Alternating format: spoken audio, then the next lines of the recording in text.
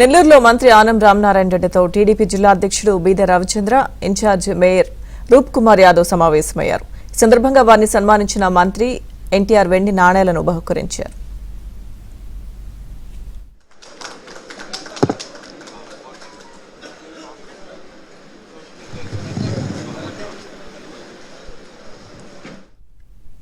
చంద్రబాబు నాయకత్వంలో జిల్లా అభివృద్ధి చెందుతుందని, అశాస్త్రీయంగా జరిగిన జిల్లాల విభజన సమస్యలను సీఎం దృష్టికి తీసుకువెళ్తామని ఆనం తెలిపారు. మరోవైపు పార్టీ తనపై ఉంచిన నమ్మకాన్ని నిలబెట్టుకుంటానని బీదా రవిచంద్ర తెలిపారు. 3 దశాబ్దాలుగా టీడీపీలో కొనసాగుతున్న తనకు రాబోయే ఎన్నికల్లో పార్టీకి 100% విజయాన్ని అందించడమే లక్ష్యమని ఆయన స్పష్టం చేశారు. రాపూరు, సైదాపురం ఈ 3 మండలాలు ఒకప్పుడు తీరని అన్యాయం జరిగింది. కాంగ్రెస్ పార్టీలు దాన్ని సరిచేయలేనటువంటి పరిస్థితికి వెళ్ళాం. తర్వాత 2వ దఫా మళ్ళీ ఒకసారి వైఎస్ఆర్ కాంగ్రెస్ పార్టీలో మళ్ళీ ఒక అన్యాయం జరిగింది. అన్యాయం జరిగినప్పుడు మరి ఆ పార్టీలో ఉన్నటువంటి వ్యక్తిగా నాయకత్వంతో ఎదురుడ్డి పోరాడి మళ్ళీ వాళ్ళకి న్యాయం చేసేటువంటి పరిస్థితి తీసుకొచ్చాం. ఇవాళ అధికారికంగా ప్రకటించిన దాంట్లో ఎందుకు వచ్చిందో తెలియదు, లేని సమస్యను కొత్తగా తెచ్చి మన పార్టీకి తెచ్చిపెట్టారు.